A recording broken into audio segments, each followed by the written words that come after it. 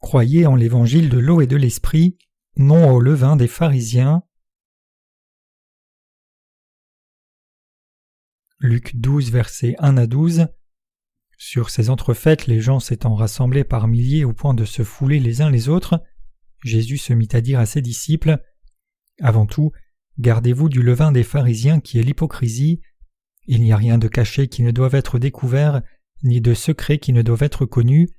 C'est pourquoi tout ce que vous aurez dit dans les ténèbres sera entendu dans la lumière, et ce que vous aurez dit à l'oreille dans les chambres sera prêché sur les toits.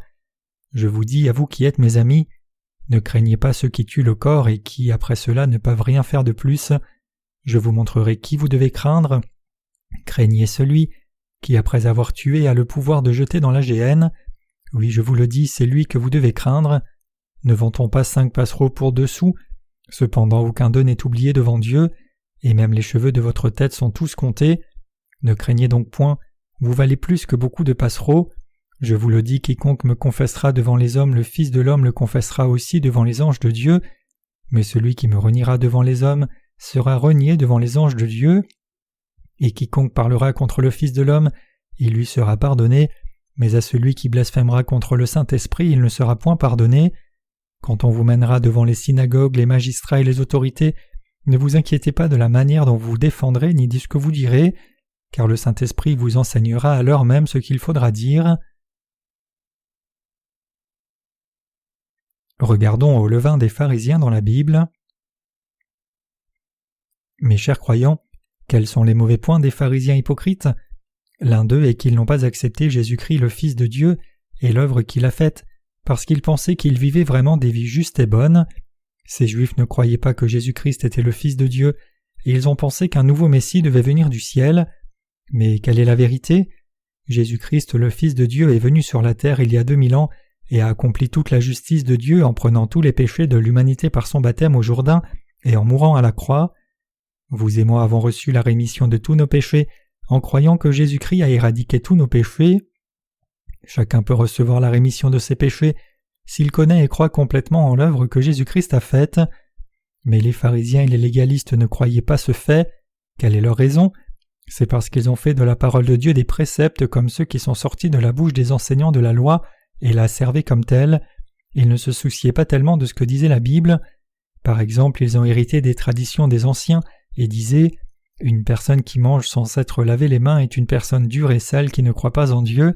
C'est ainsi qu'ils étaient. Selon les préceptes dont ils avaient hérité, une personne qui ne lavait pas ses mains n'était pas une personne qui croyait en Dieu, et une personne qui dégénérait donc en qualité de pécheur. Mes chers croyants, nous devons exactement savoir ce que dit Jésus-Christ. C'est parce que nous sommes prompts à avoir la même foi que ces pharisiens si nous les suivons. Si nous faisons juste une petite faute, nous pouvons placer les enseignements traditionnels observés par les grandes dénominations du monde, comme les presbytériens, les méthodistes ou l'Église du plein évangile, qui sont majoritaires dans le monde, au même niveau que la Bible et y croire au lieu d'avoir une foi fondée sur la parole de Dieu. Vous et moi ne devrions jamais croire de cette façon. Seul Dieu est bon, et seule sa parole est vraie. Aucune idéologie ou dénomination peut être élevée au même niveau que Dieu, donc nous devons connaître correctement et croire dans la parole de la Bible, en observant attentivement chaque parole, pour découvrir ce qui est dit et examiner le contexte. Vous pouvez aussi arriver à une foi correcte immédiatement si vous recevez complètement la rémission de tous vos péchés à travers la Bible. C'est comme lorsque Nicodème est venu à Jésus-Christ et est né de nouveau la même nuit. Ainsi, cela ne demande pas beaucoup de temps pour que vous naissiez de nouveau. Donc lisons maintenant le passage des Écritures d'aujourd'hui, verset par verset ensemble, et observons attentivement chaque mot. Sur ces entrefaites, les gens s'étant rassemblés par milliers au point de se fouler les uns les autres, Jésus se mit à dire à ses disciples : « Avant tout, gardez-vous du levain des pharisiens qui est l'hypocrisie. » Luc 12, verset 1. Notre Seigneur a dit à ses disciples de se mettre en garde contre le levain des pharisiens qui est l'hypocrisie. Quel genre de gens étaient ces pharisiens ? C'étaient des gens qui prétendaient croire en Dieu et vivre selon sa parole, mais la vérité c'est qu'ils ne connaissaient pas la signification profonde des bases données dans la parole de Dieu, ils croyaient seulement selon la lettre, fréquentaient les synagogues diligemment, et prétendaient vivre des vies très dignes. C'étaient des gens qui étaient pieux à l'extérieur mais n'avaient pas de puissance spirituelle et ne croyaient pas réellement en Jésus-Christ ni en Dieu. C'est ce qu'ils étaient. Ces pharisiens ne croyaient pas parfaitement en Dieu.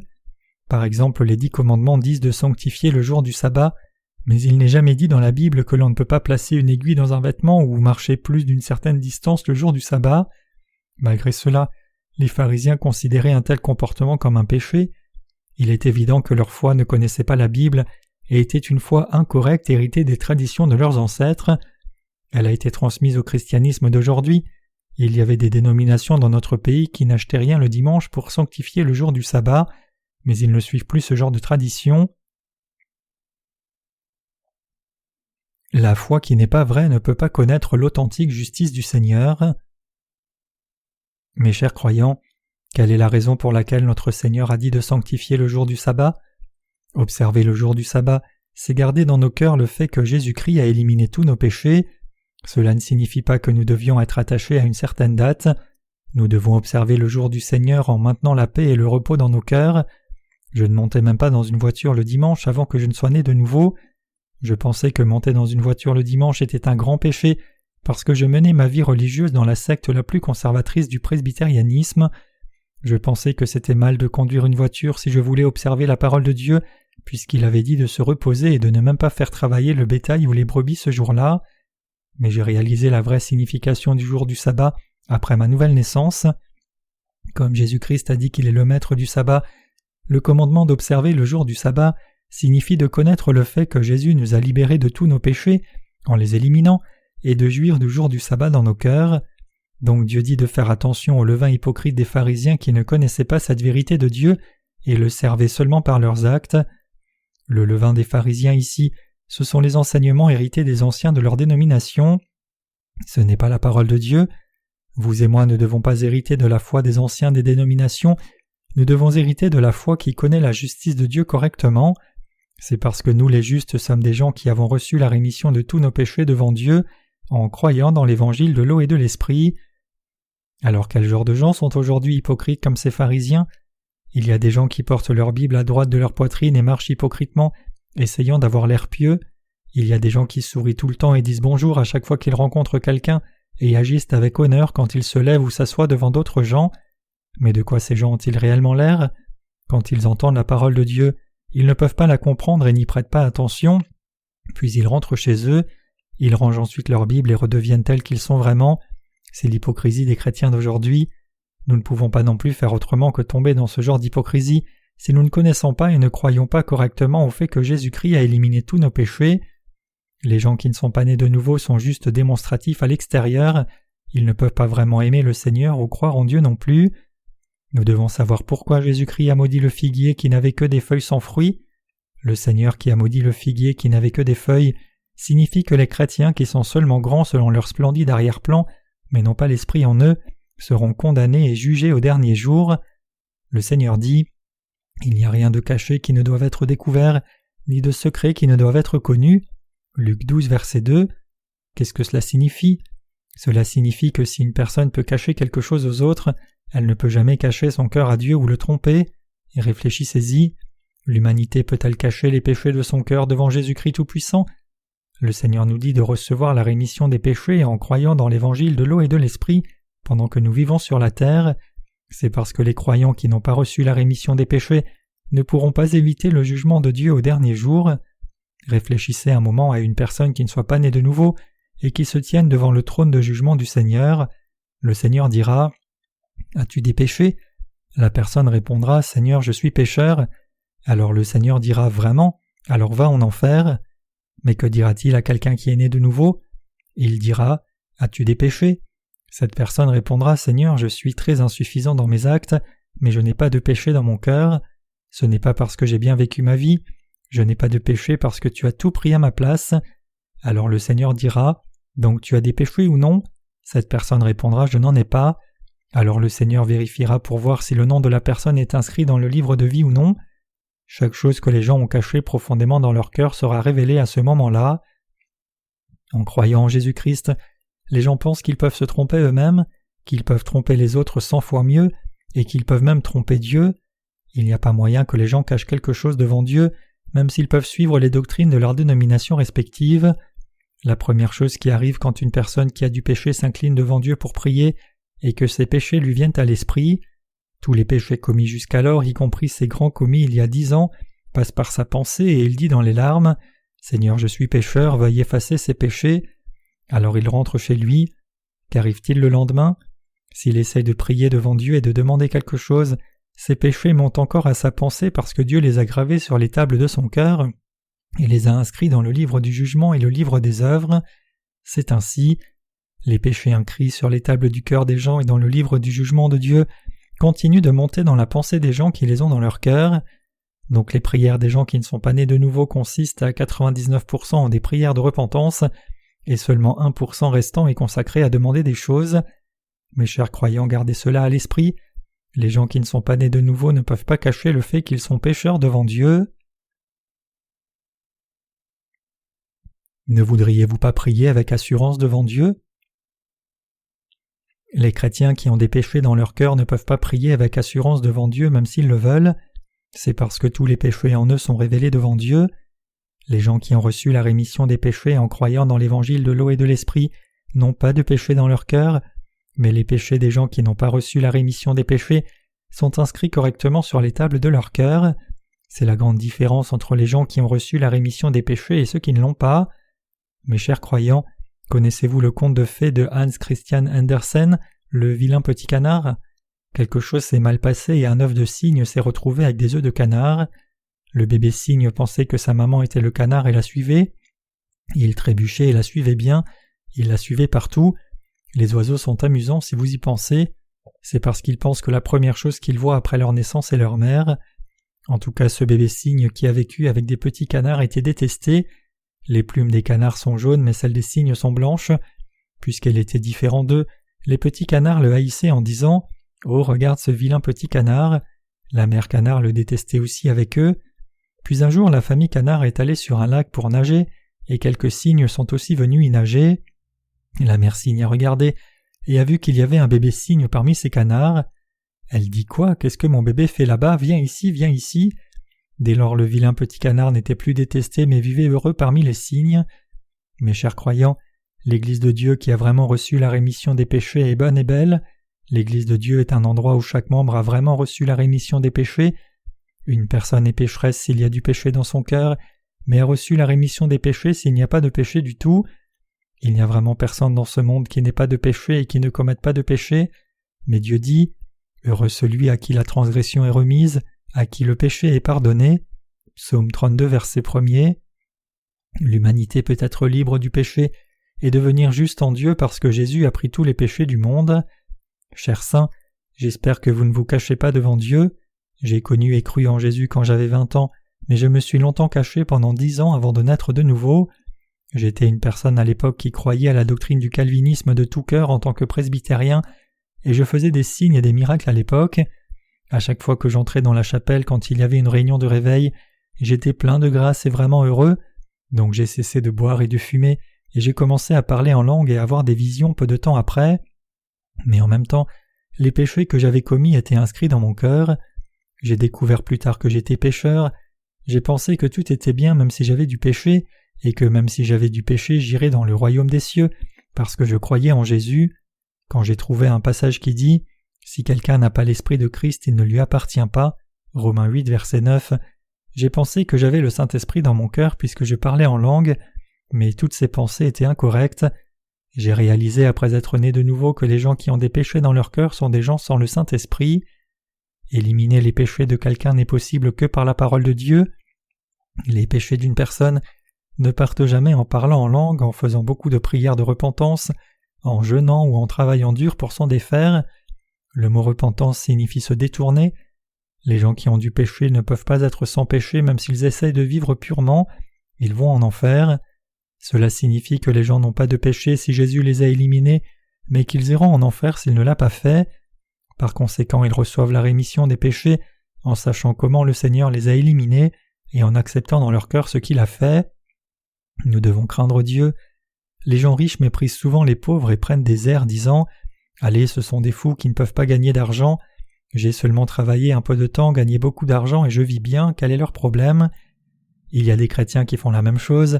Ils prennent des airs disant « Je peux aller dans le royaume des cieux peu importe ce que qui que ce soit dit de moi. C'est parce que j'appartiens à cette grande dénomination. J'ai cru en Dieu dans cette dénomination depuis que j'étais petit et j'ai fait beaucoup d'œuvres pour le Seigneur. Le Seigneur m'a donné le don des langues. Même si j'ai des péchés, n'est-ce pas la preuve que je suis sauvé?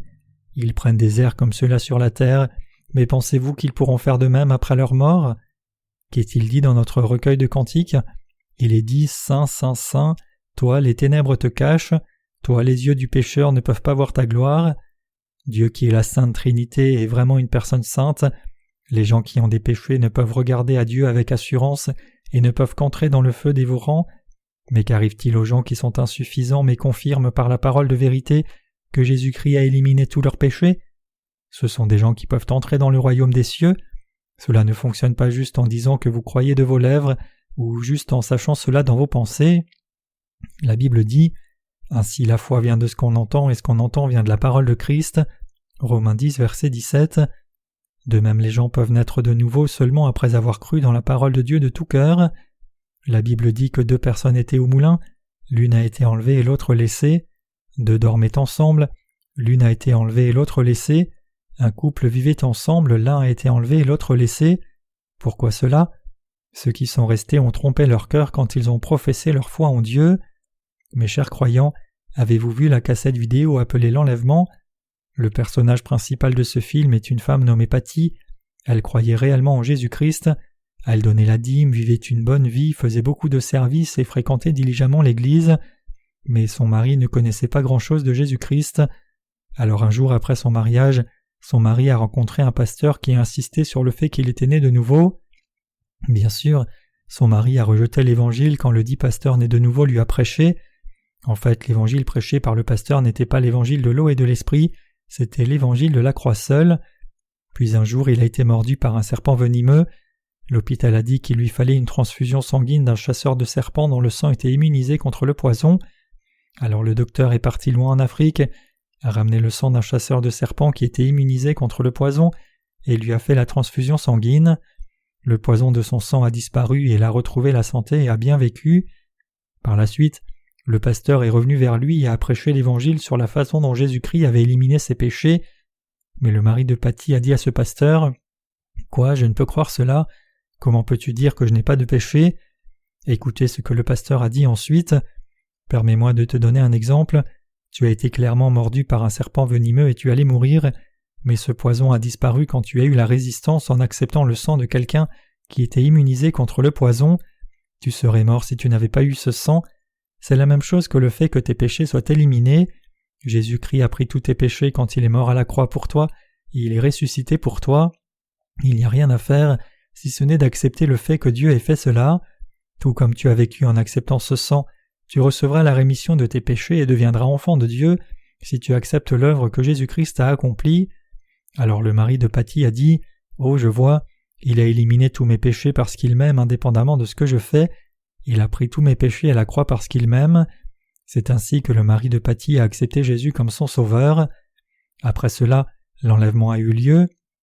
Un jour, le mari de Patty tondait l'herbe et a disparu tout à coup, mais pas seulement lui, beaucoup de gens ont disparu en même temps. Le lendemain, il y avait de l'agitation, les journées rapportaient cet accident avec le titre « Des gens volatilisés ». Dans certaines maisons, des mères pleuraient et des enfants pleuraient ailleurs. Beaucoup de gens sont sortis de leur maison dans les rues pour chercher les membres perdus de leur famille. Comme c'est dit dans la Bible, la tribulation de Satan avait commencé, mais il y a une chose que Patty n'a pas bien compris. Son mari n'avait jamais donné d'argent à l'église. Elle se demandait pourquoi son mari qui n'avait rien fait avait été enlevé, alors qu'elle avait été très diligente mais était restée. Pour trouver la réponse à sa question, elle est allée dans la maison de sa grand-mère qui croyait réellement en Jésus-Christ, mais sa grand-mère avait disparu aussi. Mais il y avait un livret sur la table de sa grand-mère qu'elle lui avait toujours lu. Patty lut le texte et pensa « Jésus a éliminé mes péchés de cette façon, mais je ne l'ai pas accepté. J'ai cru à tort que j'avais reçu la rémission de mes péchés originels, mais pas de mes péchés personnels. » Ensuite, elle a fui les tribulations et a finalement été martyre pour prendre part au salut relié. Quelle est la signification de l'histoire dans l'enlèvement, même si ce film n'a pas été fait sur la base du vrai évangile de l'eau et de l'esprit? Patty pensait qu'elle irait dans le royaume des cieux parce qu'elle donnait sa dîme fidèlement, menait une bonne vie selon la loi et faisait beaucoup de services, mais elle a été laissée sur la terre parce qu'elle n'a pas accepté la parole de Dieu telle qu'elle était. Par contre, Son mari, dont les actions n'étaient pas bonnes mais qui avait simplement accepté l'œuvre que Jésus-Christ avait faite pour lui, a été sauvé. Patty a réalisé cette vérité pendant qu'elle était martyre à la fin. La Bible dit « Et à celui qui ne fait point d'œuvre mais qui croit en celui qui justifie les impies, sa foi lui est imputée à justice. » Romains 4, verset 5. Nous sommes réellement des gens qui sommes tombés dans le flot du péché et ne pouvons nous en sortir. Mais Dieu dit que si nous connaissons et acceptons le fait tel qu'il est dit que Dieu nous a sauvés, tout le monde revêt le pouvoir de devenir son enfant. Donc vous et moi devons connaître le fait que Jésus-Christ a pris tous nos péchés en étant baptisé, et nous devons en même temps accepter le fait qu'il est et qu'il a versé son sang pour nous. Jésus-Christ est venu sur la terre dans la chair d'un homme afin de nous sauver et d'accomplir toute justice de Dieu en recevant le transfert de tous nos péchés en étant baptisé par Jean-Baptiste au Jourdain. Toutes ces choses étaient des étapes indispensables dans le salut de Jésus-Christ. Il est passé par l'étape du baptême avant qu'il ne meure à la croix pour prendre tous les péchés de l'humanité sur lui. C'était selon la juste promesse de Dieu. Tous les péchés de l'humanité sont passés sur la tête de Jésus par le baptême de Jean-Baptiste, et il a pu les porter sur son dos et aller à la croix, tout comme les péchés annuels des Israélites passaient sur le bouc émissaire, quand le souverain sacrificateur posait ses mains sur sa tête au temps de l'Ancien Testament. C'est pour cela que la Bible dit « Voici l'agneau de Dieu qui ôte le péché du monde ». Jean-Baptiste, qui avait baptisé Jésus, a témoigné de lui, disant qu'il était l'agneau de Dieu qui ôte tous les péchés de chaque personne dans le monde. Mes chers croyants, comment vos péchés ont-ils disparu? Ils ont disparu parce que Jésus les a pris personnellement pour nous. Bien sûr, nous ne les avons pas transférés personnellement sur le Seigneur. Jean-Baptiste, qui était le dernier souverain sacrificateur et le représentant de toute l'humanité, a transféré tous nos péchés sur le Seigneur. Gardez cela à l'esprit. Quiconque accepte cette parole de promesse telle qu'elle peut recevoir la rémission des péchés sans faute. C'est vrai, Jésus-Christ a enlevé tous les péchés du monde. Il a enlevé tous les péchés que nous commettons depuis le temps où nous sommes nés du ventre de nos mères jusqu'au moment de notre mort. Il est dit dans Hébreux que Dieu, comme être qui vit éternellement, a accompli l'expiation de tous les péchés de ce monde en une seule fois. Avez-vous placé votre foi en ce fait dans vos cœurs? J'espère que les gens qui ne croient pas dans cette vérité auront une communion avec Dieu face à face. Le passage des Écritures d'aujourd'hui dit « Je vous le dis, quiconque me confessera devant les hommes, le Fils de l'homme le confessera aussi devant les anges de Dieu, mais celui qui me reniera devant les hommes sera renié devant les anges de Dieu. » Luc 12, versets 8 à 9. Qu'est-ce que cela signifie? Le Seigneur est venu comme le Fils de l'homme, a été baptisé personnellement et a éliminé tous nos péchés.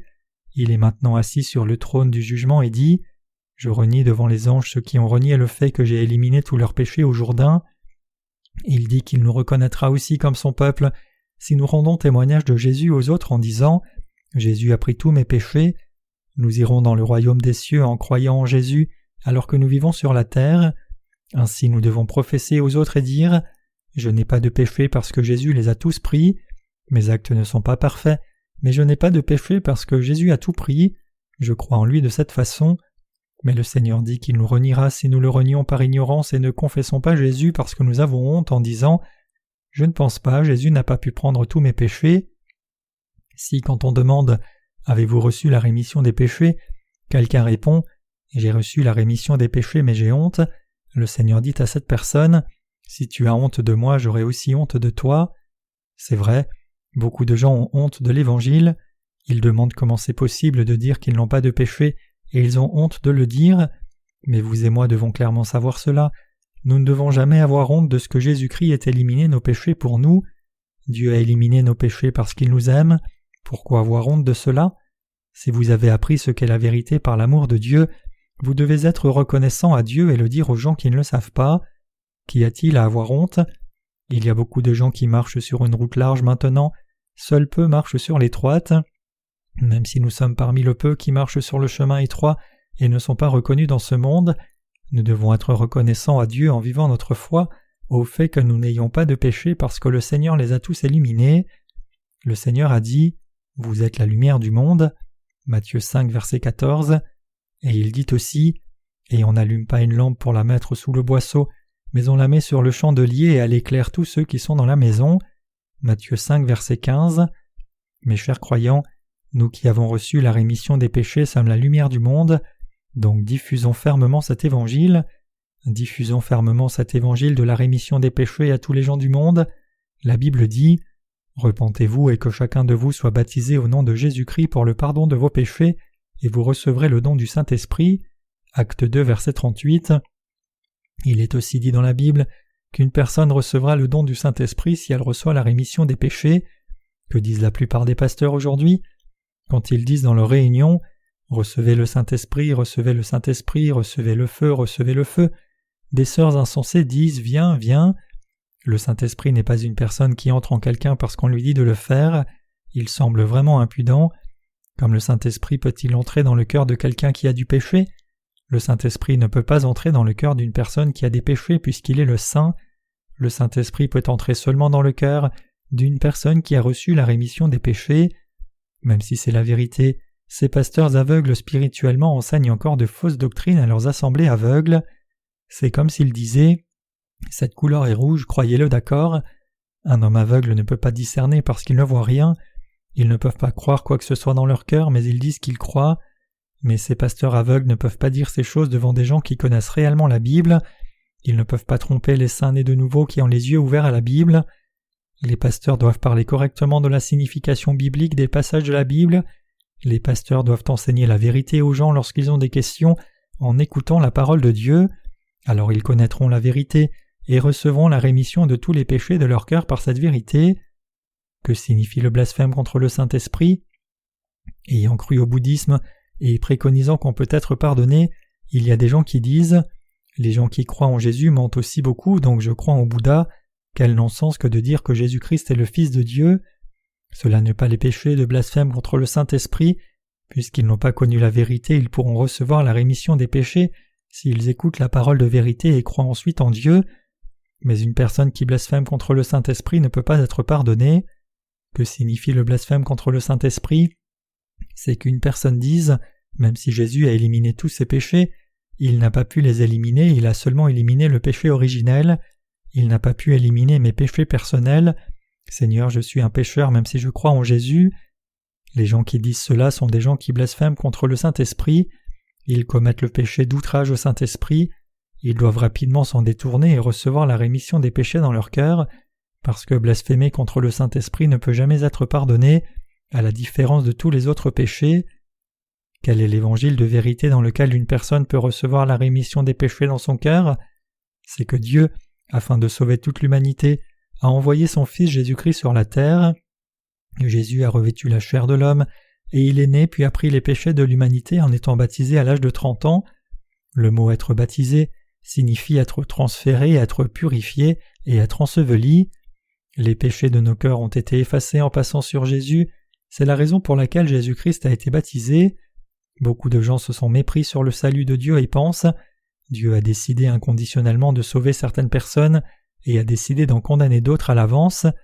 Il a enlevé les péchés de certaines personnes et n'a pas enlevé les péchés d'autres personnes. » C'est aussi ce que croient les calvinistes, mais nous devons savoir cela clairement. La foi ci-dessus n'est pas juste, mais plutôt un blasphème contre le Saint-Esprit. Nous ne devons pas être jugés parce que Jésus-Christ a pris tous nos péchés et est mort à la croix, mais les gens qui blasphèment contre l'œuvre du salut que Jésus-Christ a accompli sur la terre ne peuvent pas être pardonnés par Dieu. C'est la vérité. Alors comment quelqu'un peut-il dire « Jésus n'a pas pu enlever tous nos péchés, il a enlevé les péchés de certaines personnes mais pas ceux des autres ?» Jésus-Christ a clairement enlevé tous les péchés de toute personne dans ce monde. Vous et moi devons clairement savoir cela. Dieu est juste. Comment le Seigneur juste pourrait-il prendre les péchés de certaines personnes et pas des autres? La Bible dit « Car Dieu a tant aimé le monde qu'il a donné son Fils unique, afin que quiconque croit en lui ne périsse point mais qu'il ait la vie éternelle. » Jean 3, verset 16. Le Seigneur a aimé toute personne dans le monde, peu importe qui c'est, les a tous embrassés et a pris tous les péchés. Limiter la puissance de Dieu, sa sagesse et la vérité que Jésus-Christ a éliminé tous les péchés du monde et le péché de blasphème contre le Saint-Esprit. La Bible dit que Jésus-Christ a éliminé tous les péchés du monde une fois pour toutes, a accompli l'expiation éternelle et s'est assis à la droite de Dieu. Il n'élimine pas les péchés maintenant, c'est le temps de proclamer le bel évangile dans le monde entier, donc il dit « C'est pourquoi tout ce que vous aurez dit dans les ténèbres sera entendu dans la lumière, et ce que vous aurez dit à l'oreille dans les chambres sera prêché sur les toits. Luc 12, verset 3. Les gens se disent l'un à l'autre, « Penses-tu que Jésus a enlevé tous nos péchés ? Non, il a enlevé les péchés de ceux qui ont été choisis et n'a pas enlevé les péchés des autres. Comment aurait-il pu les enlever ? Il n'aurait pas enlevé les péchés des gens qui se comportent comme s'ils sont des dieux, n'est-ce pas ? Il n'aurait certainement pas pris les péchés de ces gens-là. Il a seulement pris les péchés des gens qui croient en Jésus et ont au moins versé quelques larmes devant lui, ou qui essayent de trouver la vérité comme nous. Comment pourrait-il réellement enlever le péché de ces gens incrédules comme cela ? Il ne l'a pas fait. Que font ces gens maintenant ? Ils limitent le pouvoir, l'amour et le salut de Dieu. C'est le péché de blasphème contre le Saint-Esprit. L'on peut aussi dire que c'est le péché de blasphème contre le Saint-Esprit de penser également. Jésus-Christ n'a pas enlevé tous mes péchés. Il a enlevé le péché originel, mais il n'a pas enlevé mes péchés personnels. Mes chers croyants, notre Seigneur est venu sur cette terre et a enlevé tous nos péchés à nous humains.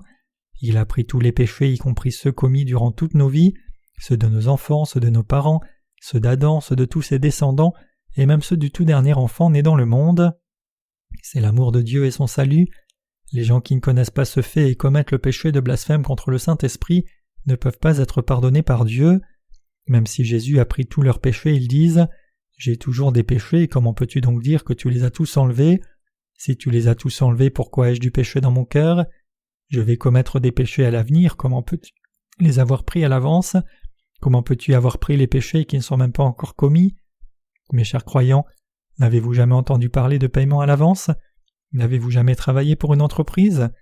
Dieu a pris les péchés que nous allons commettre à l'avenir, tout comme nous retirons notre salaire à l'avance. Jésus a été clairement baptisé par Jean-Baptiste. Donc, mes chers croyants, j'espère que vous ne limitez pas ce que fait le Saint-Esprit. J'espère que vous ne me blasphémez pas contre le Saint-Esprit. Il y a deux sortes de gens qui écoutent cet évangile. Il y a les gens qui écoutent l'évangile et reçoivent la bénédiction d'entrer dans le royaume éternel, comme Jacob en acceptant l'évangile, et il y a des gens qui rejettent l'évangile et travaillent dur pour recevoir la rémission de leurs péchés par leurs propres efforts et leur pouvoir comme Ésaü. Quels sont les résultats des gens comme Ésaü ? Ils sont condamnés comme Ésaü. Mes chers croyants, je le dirai une fois de plus, j'espère que vous ne blasphémez pas contre le Saint-Esprit. Certains disent que si quelqu'un ignore le don des langues, c'est le blasphème contre le Saint-Esprit, mais ce n'est pas le péché de blasphème contre le Saint-Esprit. Blasphémer contre le Saint-Esprit, c'est s'opposer à l'œuvre que Jésus-Christ a faite quand il est venu sur la terre, c'est-à-dire s'opposer et rejeter le fait qu'il nous ait rendus sans péché, en prenant tous nos péchés quand il a été baptisé, mourant sur la croix et ressuscitant, et c'est le péché de blasphème contre le Saint-Esprit de dire qu'il n'a pas pu prendre tous les péchés de quelqu'un. Ce péché ne peut pas être pardonné. Si vous ne connaissez pas la vérité, j'espère que vous direz que vous ne savez pas comment cela s'est passé, ou que vous voulez savoir comment cela s'est passé. J'espère que vous ne direz jamais qu'il n'a pas enlevé tous les péchés du monde. Si vous dites que le Seigneur n'a pas pris tous nos péchés alors qu'il l'a fait, il n'y a plus moyen pour vous de recevoir la rémission des péchés. Je veux que tous les gens de ce monde reçoivent la rémission des péchés. Si vous ne l'acceptez pas, j'irai vers quelqu'un et lui prêcherai l'Évangile, et Dieu lui donnera les bénédictions qui étaient prévues pour vous s'il accepte l'Évangile. Le Seigneur a dit « Quand on vous mènera devant les synagogues, les magistrats et les autorités, ne vous inquiétez pas de la manière dont vous vous défendrez, ni de ce que vous direz, car le Saint-Esprit vous enseignera à l'heure même ce qu'il faudra dire. » Luc 12, versets 11 à 12. Puisque 99% des chrétiens n'ont pas reçu la rémission des péchés, et que moins de 1% des chrétiens ont reçu la rémission des péchés, le christianisme majoritaire a désigné les 500 péchés comme des hérétiques dans le monde. Les gens qui ont le pouvoir politique et l'arrière-plan de grandes dénominations considèrent ceux qui ont reçu la rémission des péchés comme des hérétiques. Mais Dieu nous a dit de ne pas nous inquiéter de ce phénomène. Jésus nous a promis qu'il nous garderait et nous ferait dire ce que nous devons dire. Donc n'ayez pas peur des grandes dénominations, n'ayez pas peur de leur pouvoir, abandonnez leur levain. C'est alors seulement que vous pouvez complètement naître de nouveau en croyant dans l'évangile de l'eau et de l'esprit. J'espère sincèrement que vous naissiez réellement de nouveau en entendant et en croyant dans la parole de l'évangile de l'eau et de l'esprit. Alléluia.